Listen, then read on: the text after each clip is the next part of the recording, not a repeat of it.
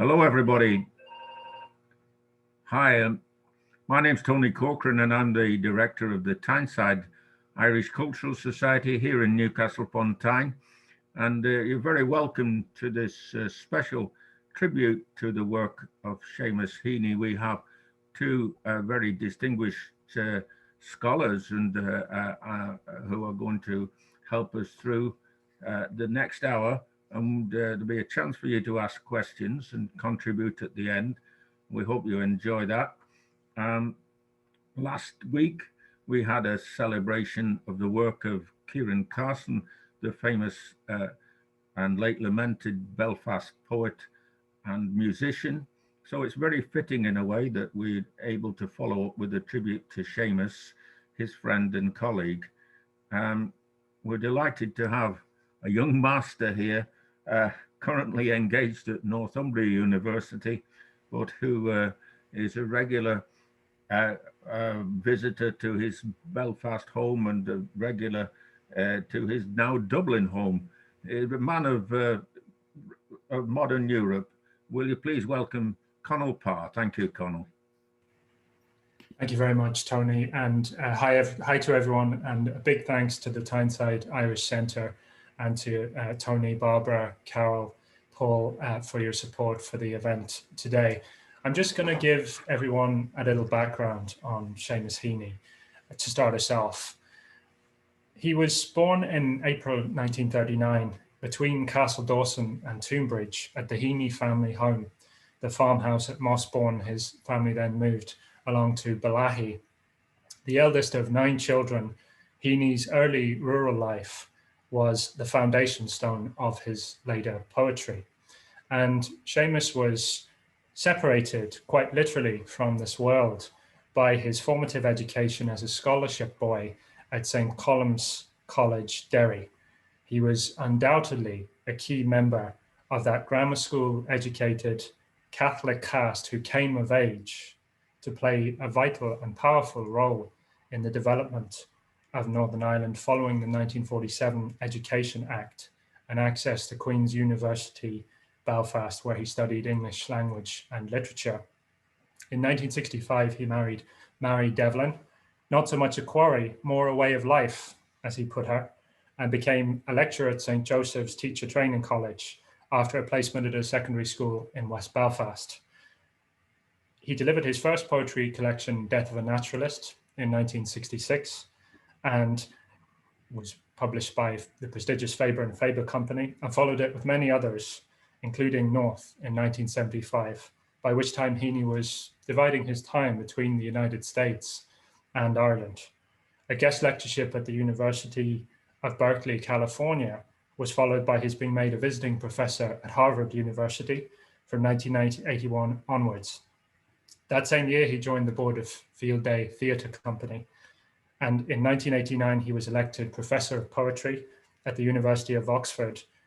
And 6 years later, he became just the 4th Irish author, following W.B. Yeats, Samuel Beckett, and George Bernard Shaw, to win the Nobel Prize for Literature.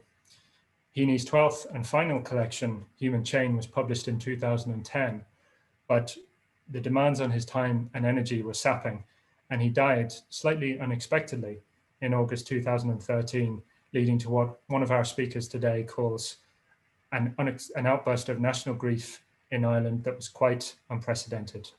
Tributes poured in from across the political spectrum in Irish society, and indeed from the rest of the world. And at the GAA's All-Ireland semi-final at Croke Park in Dublin, 80,000 people stood and applauded for 2 minutes. The following spring, Queen's University Belfast held a special conference in his honor, and he retains a luminous reputation, quoted by American presidents and indeed the current president-elect, as well as Taoiseach and Irish presidents. In particular, Heaney's verse play, The Curate Troy, performed via his Field Day buddies in 1990, with its refrain of how hope and history rhyme, came to be associated not just with the peace process in Northern Ireland, but also with the fall of the Berlin Wall and the release in February 1990 of Nelson Mandela from captivity in South Africa. More recently, many of you will have your screens and phones awash with Heaney's line, "If we winter this one out, we can summer anywhere," in response to the COVID pandemic that molds and shapes our lives. I met Seamus a few times at Queen's University Belfast, where I was finishing my own PhD. The Centre of Poetry is named after him there. He struck most people he met with his grace and friendliness, which is not a characteristic I would ascribe to all poets, and especially not all Belfast poets. But for me, with Kieran Carson, we encountered him first as an Irish voice in a British educational system. Only these two truly broke through the ice of the British curriculum and resonate with young people to this day. Heaney is still quoted in seminars to me by young people who take it in. And we know him most through his work, not just through his poetry, but also his piercing essays and criticism. So I hope that's some useful background on Seamus Heaney. It gives me great pleasure now to introduce our first speaker today, Professor Roy Foster, who is Professor of Irish History and Literature at Queen Mary University of London and Emeritus Professor at Oxford University. Roy was born in Waterford and completed his studies at Trinity College Dublin. He lectured at Birkbeck College and held a number of fellowships prior to being made Carroll Professor of Irish History at Hertford College, Oxford, from 1991 until 2016, seeing some overlap with Heaney there. Roy supervised a number of significant PhD studies and candidates and has written many books, including Modern Ireland, Vivid Faces, about the revolutionary generation of the Irish independence era, the brilliant essay collections, Paddy and Mr. Punch and The Irish Story, Telling Tales and Making It Up in Ireland, a truly evergreen title, along with the extraordinary 2-volume biography W.B. Yeats, A Life, which was showered with deserved accolades. For many of us, the book is Modern Ireland, 1600 to 1972, which, as Colm Toibeen has said, was one that really forced itself into the Irish home. When you went to look anything up in it, you got the facts, but you also came away scratching your head and refusing a grand narrative. I second this and came away with assumptions shaken and energized to pursue all of this. But it's Roy's most recent book on Seamus Heaney, published earlier this year by Princeton University Press, which is highly recommended, and that forms the cornerstone and the anchor of today. It is invaluable, written with customary elegance, part biography, part literary criticism, part historical overview. This succinct but original book manages to tell us something new about a very familiar subject. I read it very quickly and I'm raring to ask Roy some questions. So Roy, I just wanted to begin this conversation.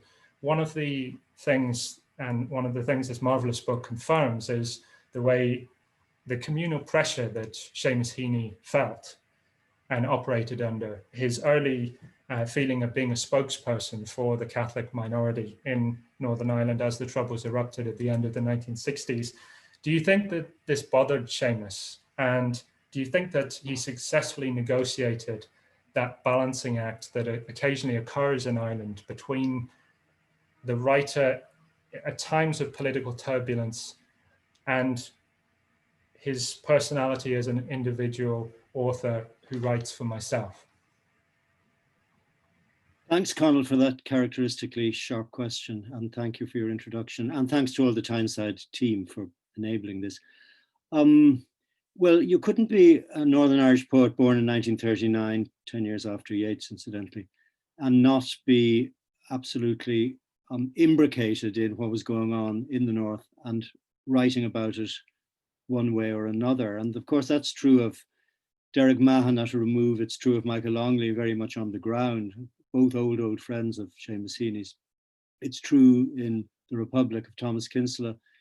But for Heaney, the question was whether he was to be a spokesman for, and he used the word, his tribe, or keep a kind of distance and keep his artistic integrity. And he was, as you suggest, both conscious of and troubled by this. And when you go through his letters and go into the archive, you'll find reflections of this that didn't always make it to the light of day. There's a very passionate letter to a Belfast friend in 1973 saying, I do write political poems, and listing the ones he had written. I have a political position. I am called Seamus, and that is a given in Northern Ireland. It shows where you're coming from in 1973 and possibly today. But he says, for me, politics and history are indistinguishable. And that was one of the things I read when I was researching this book, which, though it's a short book, took 5 years to write because I did go into stuff quite deeply. And that was one of the moments of insight that made me feel how I would write the book, and that made me begin to feel I was understanding the point of intersection at which he wrote that politics and history were indistinguishable.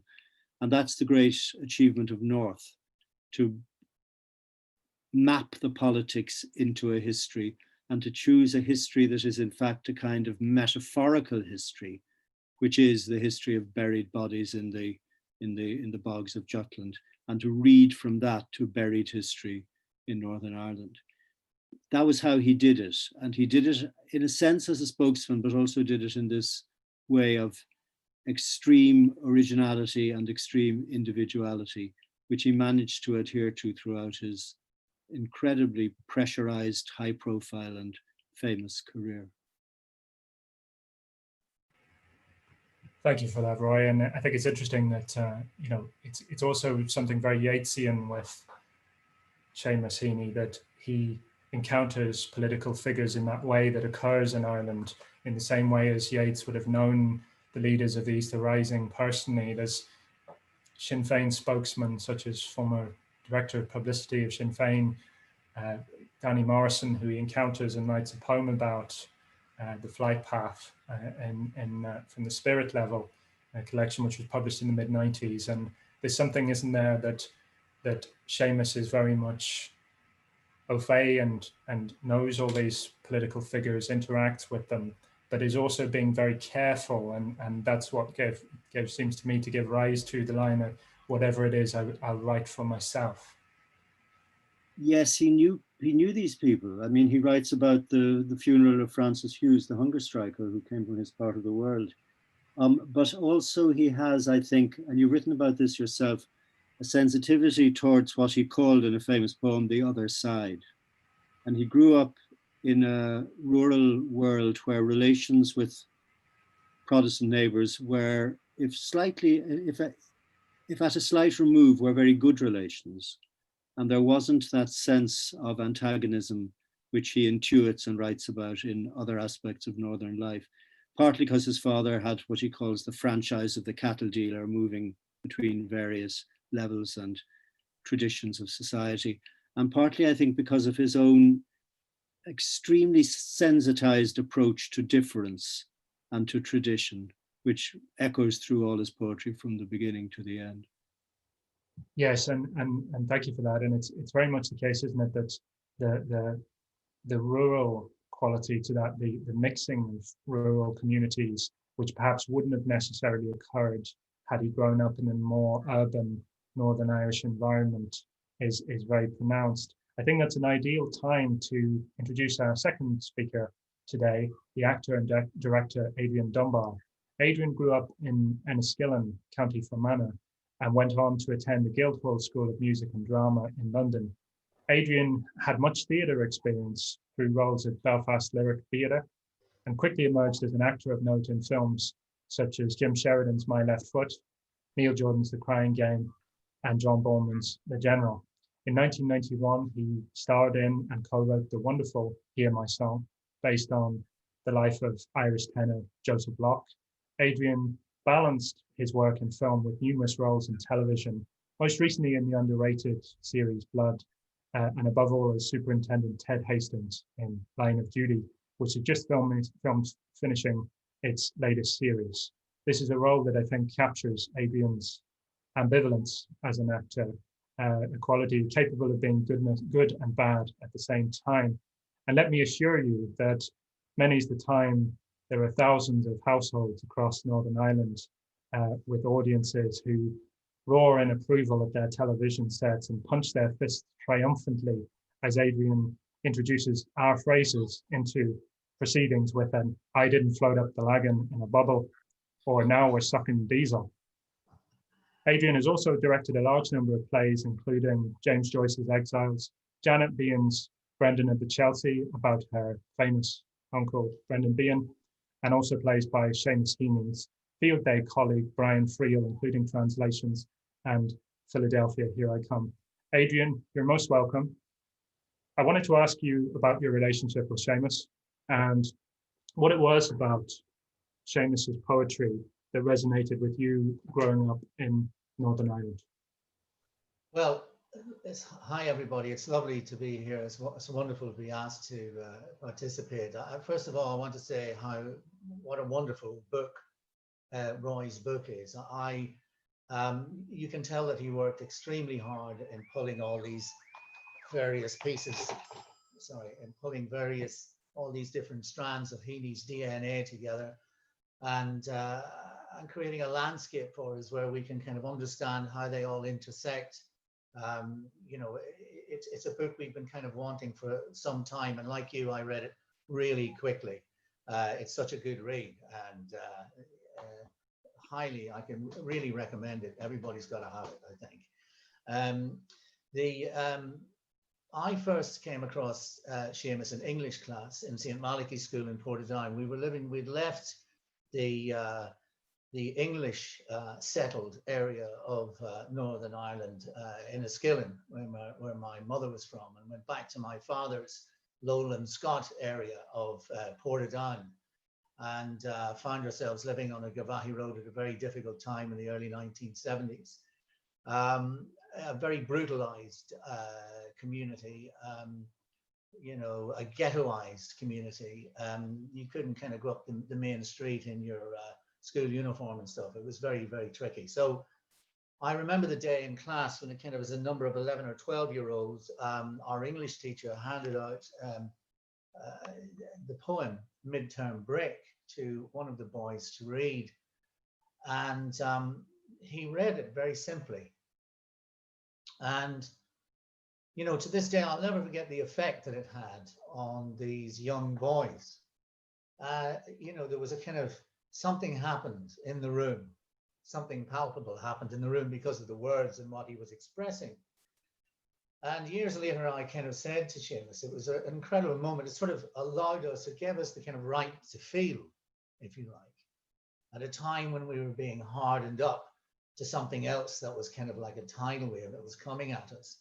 And we knew it was coming at us. And indeed, a few of the boys I was with ended up, you know, being enmeshed and embroiled in the, you know, in the violence that then, you know, really took off in the early 70s. Thankfully, as a family, after 1976, we went back to Enniskillen, crossed the Ban, and went back to a more kind of happier place, if you like. But that's the first time. And I'm very conscious in the book that when Roy talks about how the journey you go on, it's like rather like people talk about, you know, people who are real fans of Bob Dylan, or even, you know, it's like, what's the next album going to be like? And it's like the books came at you really quickly. And each book was kind of, it was like a complete vote. It was asking you, just when you thought you were kind of you had your finger on the pulse, something else was happening. I remember queuing at the Barbican, I think 1981, for field work, you know, and kind of being so excited and kind of, and the people in my class go, why are you so excited? There's a poet next to us. I said, but you don't understand. It's a completely different vibe. This is, you know, this is important where I come from. And so, you know, I went on that kind of journey with him, like everybody, ending up really at the home place, responding to District and Circle, which, you know, was really suddenly came, you know, as a Londoner, as a London Irish person, District and Circle, there was something really that rang a kind of bell, like kind of, it was, you know, and in the main poem, there's a word relict, this incredible word relict, which I kind of started to look at and realized it was about something that's preserved over the years. You know, every time you went into his work, you were asked to open a huge Pandora's box into so much stuff in your own creative head. So he's been the catalyst to so much creativity in my life. It's hard to describe his impact, and I don't know what a lot of us would have done without him. I think that's I suppose I'm an actor and I can get over dramatic about these things, but I really do believe that. I think, doesn't he, Adrian? He has a kind of, it's interesting though with Heaney as well, that he has that crossover with Field Day. And as I said in the introduction to you, he was around a group of quite a high profile, all male board of directors who were nonetheless very talented set of authors and academics, including Seamus Heaney and Brian Friel, Tom Paulin, David Hammond, and others. What I think is very interesting and I know you're going to be kind enough to read from the Curate Troy, his just one of two verse plays that he did. There's also the Burial at Thebes. But was there a reason you think, Adrian, that Heaney seems to have not been so keen to branch out, despite his association with Field Day, into writing so much drama himself? And I think even in those verse plays, they are just that. They sort of lack a dramatic tension while being filled with his very vivid and beautiful prose and verse. Yes. Do you think there's a reason, Adrian, or Roy as well, that Seamus didn't move towards drama so much? Was it more a case of a poet who wasn't inclined towards drama by the nature of the vocation? Or was there another reason that he didn't really ever try and strive for or reach dramatic tension? Well, I think, first of all, he was staring at Brian Friel. I mean, that's kind of, you have someone there who Seamus himself is saying, you've just written a masterpiece. So the challenge is huge. But also, I think the poems arrived as pieces, contained pieces, most of them. And Roy talks in the book, and maybe he'll talk about this, about the fact that Curate Troy and Werewolf were huge pieces of wrought work for Seamus. Slog. He talks about this a lot of the time in his work, that this was a slog, this was difficult. I was laboring reading the life of James Joyce. I was, he talks about that. But for someone who is writing poems that are 20 lines long and take days and months and sometimes years in gestation, to sit down and write a piece that's the course of 2 hours must seem like an incredible mountain to climb. But I'll let Roy. Well, Adrian has just very nicely paraphrased what Yeats wrote about the hard slog of writing poetry in Adam's Curse, that it was like getting down on your knees and scrubbing a floor. And I think that is very true. I think question of genres is a very interesting one. Seamus experimented with writing fiction when he was in Berkeley. I found that out just reading his unpublished letters, but nobody's ever seen the fiction. And I think he was pretty convinced that nobody should. The plays, there are only two, as you say, and there's a kind of tradition of poets trying out the classics. Louis MacNeice wrote a version of Aeschylus's Agamemnon, for instance, which horrified Yeats because it was done in modern dress, people in dinner jackets, which Yeats thought was a terrible thing. And so in a sense, there is a thing of Northern poets trying their hand at the classics. And Tom Paulin, of course, like Seamus, did a version of Antigone called The Riot Act, which I think works very well dramatically. But if you're absolutely immersed in poetry, and especially in poetry that's as formally, though not obviously formally constructed, but Seamus is a terrific constructor of a formal form. To read him write Sestina or a Villanelle, you just look at the rhyming systems and you realize the difficulty and the complexity in what he's doing. And so I think that as Adrian has very eloquently said, leaves you not too much room for doing other things. I love the thought that you look at Brian Friel and you think, well, I'm not going to try and write a play after that. But they're very close and they write to each other. And when Seamus reads Friel's play Volunteers, which is also about archaeology and politics, as is North in a sense, he writes to him this wonderful line, again in an unpublished letter, the communal generator is kicking into life. So he felt that they were doing the same kind of thing, but coming from different sides. They sent each other work all the time.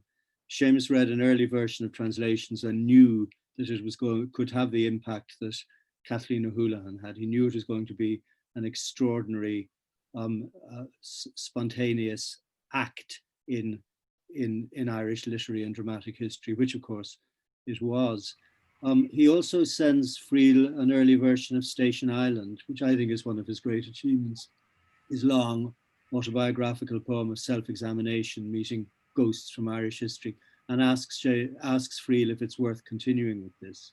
And when he finishes it, he presents a bound typescript copy to Friel, saying to Brian, who I think the phrase is, who kept the fire going under the boiler all along. And these beautiful but homely Ulster metaphors are the kind of thing that Connal was referring to earlier, actually, in your own linguistic trickery, which make an audience feel they know you. And I think what you've said about what Seamus's work meant to you, and I remember literally where I was sitting when I read North. You know, it is that kind of thing. It's Seamus Heaney's contract with his readers. It's the way his audience trusted him. It's the way they followed him, and it's what he gave back to them, which is, I suppose, the underlying theme in my book. Because no other modern poet I can think of created that kind of contract and had that kind of gratitude from his readers, which was so extraordinarily represented in what Connal mentioned, the applause, the 2-minute silence, and then the applause at the semi-final in Croke Park after he died. Adrian, would there be an early Seamus Heaney poem that you'd be kind enough to read for us that might illustrate some of this for you? Yes. What do you Was think? it the case for you, Adrian, that it was death of? It's interesting, Roy saying that he knew where he was, and it's mentioned in the book as well very vividly, but where the experience of reading Heaney and it striking you that initial chord with you, was it death of a naturalist for you, Adrian, later on, or was it more the kind of the releases as they arrived later, and what you described when it was arriving to you in London? No, Death of a Naturalist, of course, was an extraordinary piece, and I believe that during that tour in the 70s, I was in the room while Seamus read some of those poems, and quite young, and that was the other thing. His ability to read his work was incredible, and so I listened to him many times. There are a number of poems, of course, Tullen Man. I mean, which would allow us to examine this idea of using the past and the distant past, as in volunteers, to kind of describe something that's visceral, that's happening at the time. Now we could do From Whatever You Say Nothing, for example, which is more to describing what I don't know. What do you think, Roy? Read From Whatever You Say Nothing, because it's such an idiomatic tour de force. Yeah. Okay. This is From Whatever You Say Nothing, from the wonderful book of 100 poems. I'm writing this just after an encounter with an English journalist in search of views on the Irish thing. I'm back in winter quarters, where bad news is no longer news, where media men and stringers sniff and point, where zoom lenses, recorders and coiled leads litter the hotels.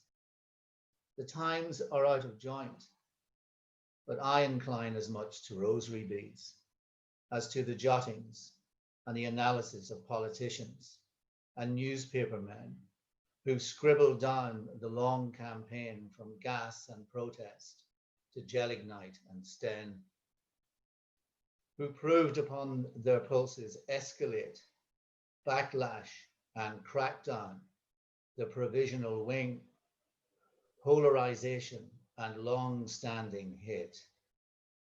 Yet I live here. I live here too.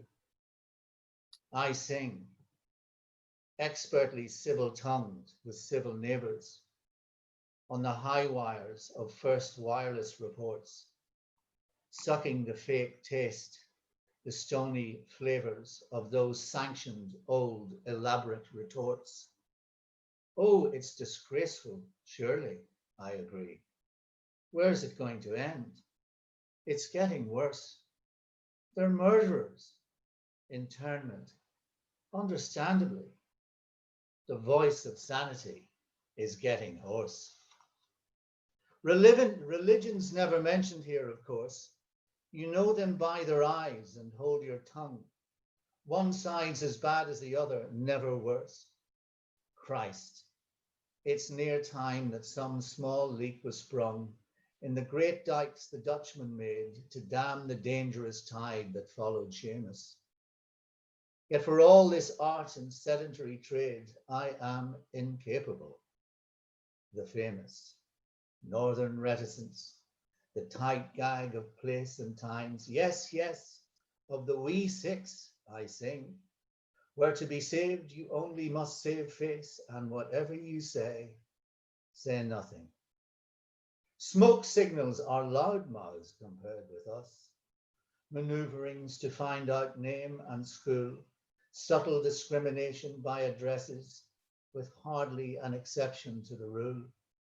That Norman, Ken, and Sydney signal prod, and Seamus, call me Sean, was surefire pape.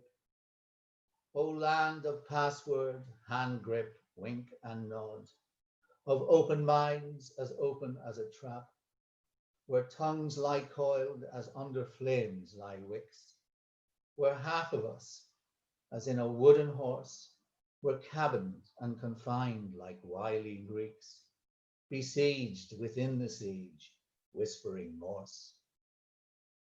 This morning, from a dewy motorway, I saw the new camp for the internees. A bomb had left a crater of fresh clay in the roadside, and over in the trees, machine gun posts to find a real stockade. There was that white mist you get on a low ground, and it was déjà vu, some film made of Stalag 17, a bad dream with no sound. Is there a life before death? That's chalked up in Ballymurphy. Competence with pain, coherent miseries, a bite and sup. We hug our little destiny again. So, although that is full of, that colloquial twang, it's still an extremely powerful evocation of what it was like to do the dance that Seamus had to do, how he was really sensitive to things. And I think both him and Brian were sensitive to so much. I mean, you can hardly, like those pieces of plastic fish you get from kind of Christmas crackers that you put in your hand and they flicker. It's like kind of the sensitivities, the rawness of understanding what it was like to live with Carlo Gebler and his glass curtain.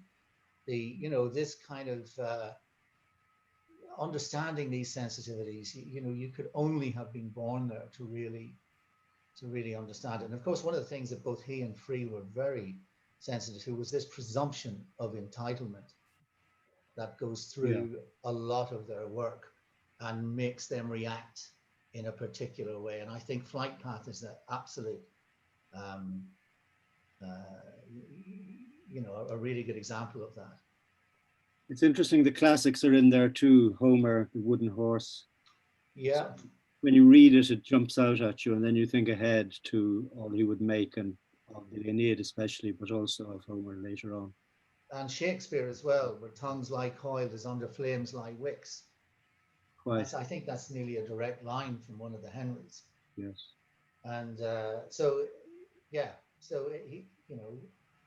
it's got a kind of amplitude and breadth of reference, which he, I think, uniquely had as a critic, as well as a poet. And I know that Connal was interested in exploring this idea. I was lucky enough to be at his great lectures as professor of poetry for 5 years in Oxford in the early 90s. And those lectures were, I would have to say, the best lectures I've ever heard, particularly the one about ideas of approaching death in Yeats and in Larkin, comparing Larkin's O Bad with Yeats's A Man and the Echo. And to have heard those lectures and then to go through the notes for them in his papers and see the depth of concentration and reference that they came out of is a real education. I talked about genre earlier and said that he was, of course, first and foremost a poet, but he was also a brilliant essayist and a consummate lecturer, which is another way in which he made his impact, of course, because he taught all his life. He was trained first as a teacher, then a lecturer, then gave up his post at Queen's when he moved to Wicklow, but then got a part-time post in Harvard, which he kept until he got the Nobel Prize, in fact. I really love the description in the book, Roy, of the gown billowing. So the description of him approaching the lectern and delivering those lectures and the feel that we get from the book of your having witnessed them. It's interesting, isn't it, as well with Heaney, that therefore with what you've both been describing of the sort of intellect, the head and the heart that combines with Heaney is not always a combination that you get. You don't always have poets. Yeats also writes those powerful essays. Again, Roy, as you've noted, but it's that combination, isn't there, of how he writes about the great English poets. And there's a remarkable essay from 1977 where he compares Geoffrey Hill, Philip Larkin, and Ted Hughes, who's always a presence for him and who kind of turn things around for him when he's at Queen's, and when he describes the novelty of coming across Hughes. And what's interesting, what I kind of notice is this love of the English language with Seamus, but it's very much the case that it's an Irish identity conveyed through a commitment to the English language, isn't it? It's not always something that you get again together. That's exactly the way to put it, I think. And he says somewhere that he wanted to make the English muse eat up the hard, uncomfortable stuff that was produced in Northern Ireland, but it's still the English muse that he was going to appeal to. And several of his poems treat of this, I think, very, very carefully and very beautifully. And those lectures, he's lecturing about Dylan Thomas, he's lecturing about Hugh McDermott, he's lecturing about George Herbert, he's lecturing about John Clare, he's taking poets from all over the archipelago while centering back on Ireland all the time. And that is, I think, how he thought and how he wrote. And it's very significant that he kept that focus all the time. But he had the breadth and the knowledge to do it, because he had an extraordinarily sophisticated and, in a sense, privileged education as a scholarship boy at St. Columb's and then at Queen's, and then as an omnivorous reader as well as lecturer and writer in the years at Harvard, where he met many people. And that's where he's exposed, I think, first also to Eastern European writers like Milosz and Herbert, who will mean a great deal to him and in some cases become his friends as well as mentors. What about the question of, again, open to both of you, but what about the question of, and again, perhaps you came across it a bit more, Roy, in your researches, but the question of the Irish language, what I notice is that there's the commitment to the English language and an Irish identity and how we kind of absorb most of Heaney's output. But what I notice, he loves an Irish word or a phrase, and he often litters and peppers the essays or the verse with an Irish word, which you kind of go, you know, or you go away, and if you don't know it, you go away and look up. Did you come across what his relationship with Irish was when you were researching that, Roy, or was it very much a case of it wasn't something that he took as seriously as? So I'm thinking here of someone like Michael Hartnett, the great Limerick poet, who makes this conscious decision to start writing in Irish. And it's interesting, isn't it, that he loves Hartnett, but he's also not completely interested in that. I think that's true. And you might think you've already mentioned Kieran Carson, who grew up in a bilingual household and moved between the two languages very easily. Seamus, I think, didn't. Actually, I talked to his daughter Catherine about this recently. He had Irish. He'd been taught Irish. He could translate Irish. Sweeney Astray is a long enterprise of translation from the Irish, but it's not by any means a language that he moves easily into in the way that, as you say, Hartnett and Carson do. At the same time, I think the inspiration of the very economical, thin, clear, bell-like tone of early Irish poetry is something he's very attuned to. And I see it coming through more and more in his later work, especially in Human Chain, that very stripped back line and the little almost haiku-like poems that he's producing from the time of, I think probably from Seeing Things on. John Montagu wrote an interesting review of Sweeney Astray where he said that it was it didn't quite work because it wasn't written by somebody who could inhabit the Irish language as easily as the English. And that was a review in Fortnight, which I just came across by chance. And I think that Seamus would probably have agreed with that from odd things he says in some of the many interviews he gives. But it's a sensitive question always, and one which he sensitively addressed. Adrian, I was wondering if you thought about this question of Heaney's enormous recognition. You know, the thing I described at the start there of his being quoted by US presidents and American presidents, as well as by Taoiseach and Irish presidents. You know, there's a number of acclaimed Northern poets, some of whom we've mentioned, but they really don't enjoy the recognition and the universalism of Seamus Heaney. Would you have a theory or a sort of suggestion as to why that might be? Oh, that's a very difficult question, Connal, I think, because I love Kavanagh, I love the work of John Montagu, and fabulous poets. I don't know, because I think Roy is probably better to maybe answer this question than I am. I suppose it was the breadth of his experience and how he's so true to himself in so many ways. I mean, all poets have to be, of course, but I think there's an accessibility about Seamus's poetry. I think that's probably what it is. When you say it, people understand it. It's he demystified a lot of what was surrounding poetry. I mean, and I suppose if you look at the poets that he likes, going back to Hopkins and people like that, they were great natural poets, demystifiers. When weeds and wheels are long and lovely and lush. I mean, it's I don't know. Maybe Roy would like to. Well, I think and you as an actor would know this, there's a performative element in this. I mean, I admire Derek Mahon's poetry enormously. I think he's a terrible loss, recent death. But I've heard him read his poems, and they didn't have the effect that they have when you read them off the page. With Seamus, there was a performative element which he knew and which he had practiced and perfected, and he was a very charismatic presence, as you know. He looked like nobody else. He sounded like nobody else.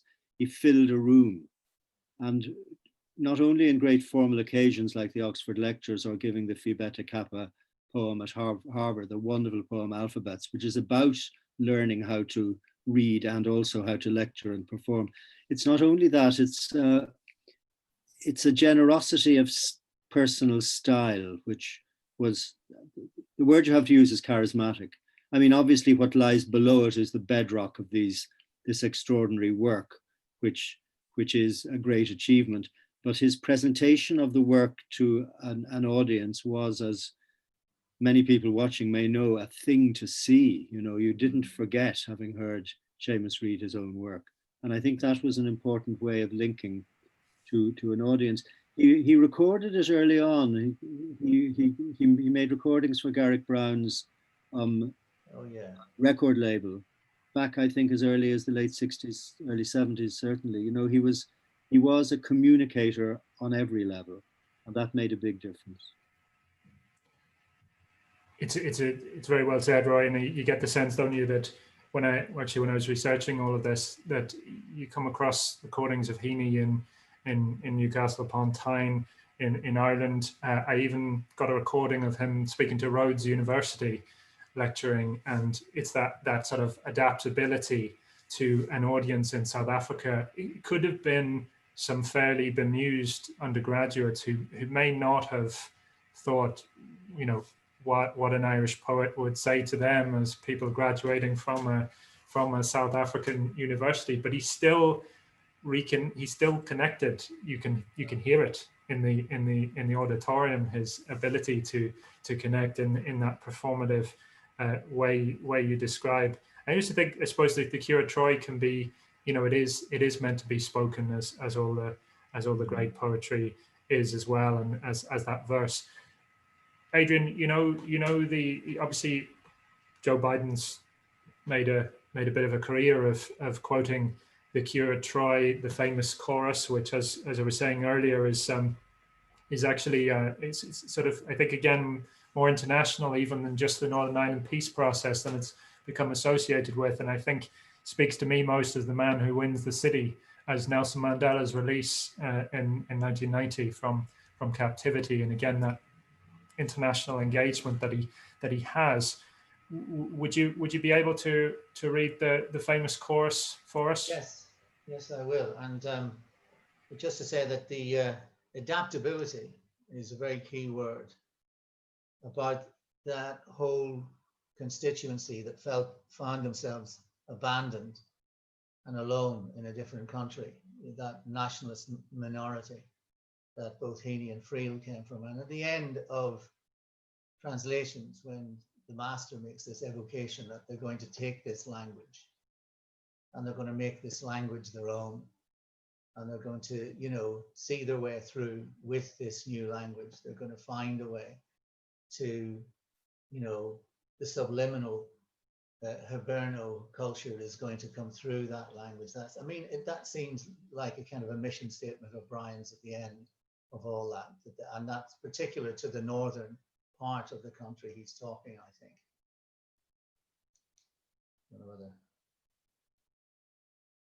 So here we go, the finale. From the Curate Troy. Human beings suffer. They torture one another.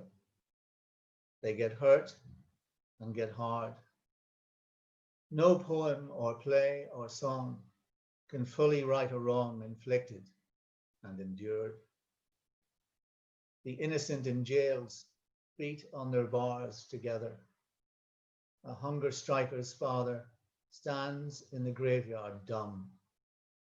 The police widow in veils faints at the funeral home. History says, don't hope on this side of the grave. But then, once in a lifetime, the longed for tidal wave of justice can rise up, and hope and history rhyme. So hope for a great sea change on the far side of revenge. Believe that a further shore is reachable from here. Believe in miracles and cures and healing wells. Call miracles self-healing the utter self-revealing double take of feeling. If there's a fire on the mountain or lightning and storm, and a God speaks from the sky, that means someone is hearing the outcry and the birth cry of new life at its term. Now it's high water mark and flood tide in the heart and time to go. The sea nymphs in the spray will be the chorus now. What's left to say? Suspect too much sweet talk, but never close your mind.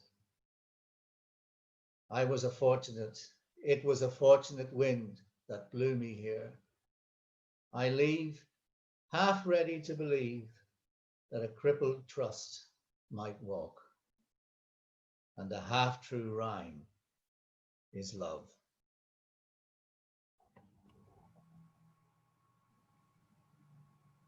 Thank you so much for that, Adrian.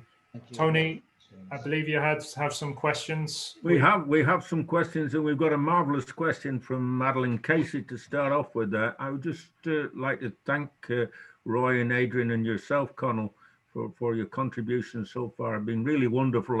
I just hope that someday in the summer,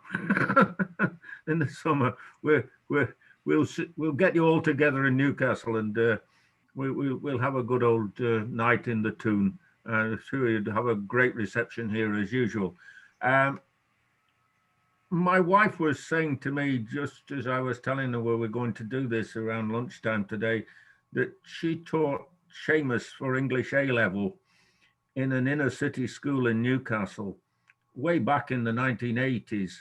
And one girl who'd got special permission to do English at A-level because she was a scientist, and Manchester University had to give her permission to include English as one of her qualifications, came to her at the end of her course and said, would you mind if I took my Seamus Heaney book with me, because I want to keep it all my life. And she's gone on to be a very distinguished biological researcher. So it just illustrated something about Seamus's universal appeal, which I think Madeline Casey's question is about as well. This is Madeline's question. As Adrian mentioned, the impact of poetry on young minds is immeasurable. With the recent attempt to remove poetry from the UK exam syllabi, in which Heaney has features from decades, as it was deemed too difficult for students to potentially tackle alone with COVID restrictions, and with poetry and spoken word clearly having a moment, with many young poets coming to the fore on many platforms, what do you think Heaney's response to this assault on poetry would have been? Thank you, Madeline, for the question. Who's going to answer it? Well, I think he would have been appalled. He'd have been as appalled as we are. This is shocking. I mean, poetry has got many people through this awful period of the last year. It's an essential food. Nor do you need to be instructed how to read it. Nor do you need to have a degree in English to write or like poetry, as I'm evidence of that myself. Yeah. I think that's spot on from Roy, and I was trying to think how bleak and cold a curriculum it would have been without someone like Heaney's words at times, which do strike a chord with so many young people. It's flabbergasting. I'm not completely surprised given the political environment at the moment, but I think that at the same time it will survive, and there will be the triumph of that literature at the end of the day. But it's very upsetting and alarming for sure. Well, I thought Brenda's story illustrated the appeal to young people wherever they are, whether they're in America or in the Geordie kids or wherever, that Heaney has got this universal appeal, which is the mark of excellence in an artist, isn't it? It is the mark of excellence. And also, I think poetry is very light. You can carry it with you. Yeah. That's one of the great things about it. It doesn't matter where you are. If you have your poems in your head, you can carry them with you. It's very, very, very easily carried and sustaining. We've got more questions coming up. Stephen Hopkins has one for us here. It's Roy. Roy says in his book that some reviewers were surprised at the contained violence and dark vision that pervaded District and Circle, but more perceptive critics recognized that these elements had been there from the start. What were the key elements or dimensions that drove this process? Was Seamus disappointed by the outworking of the Good Friday Agreement in the last decade of his life? That's from Stephen Hopkins in Leicester. Thank you for the question, Stephen. Over to you, Roy. Thanks, Stephen. I can't answer the very last bit because I didn't ask him about that. I think he would have been skeptical that all the hope that went with the history was really going to be lived up to, as we've seen, I'm afraid, in one way or another since. But it's a damn sight better than what went before, and I think he would have felt that. The larger, perhaps aesthetic question of the darkness of vision. I mean, when I read District and Circle, the poems like the Cassandra poem, the poems he takes from the Agamemnon, the watchman's vision of bodies raining down and blood. It's one of the most horrific poems he ever wrote, and he was a very scarifying poet on his day. But when I read back through the work, I think when I read Death of a Naturalist long ago, and indeed Door into the Dark, and even Wintering Out, I don't think I got at the time the depth and darkness of the vision that was there. Now when I read them, I can see what's going to burst out in North.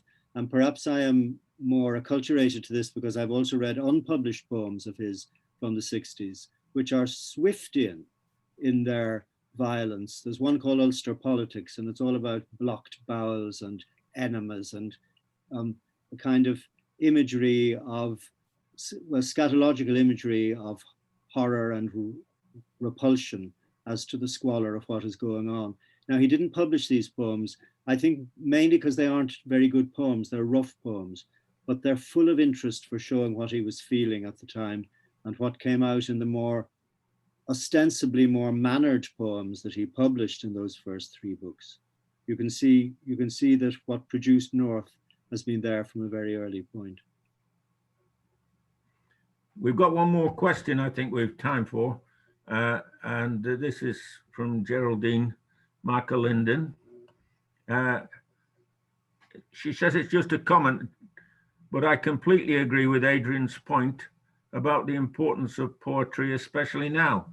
Seamus's poetry truly is a salve for the soul all over the world, with Wintering this being a mantra for 2020.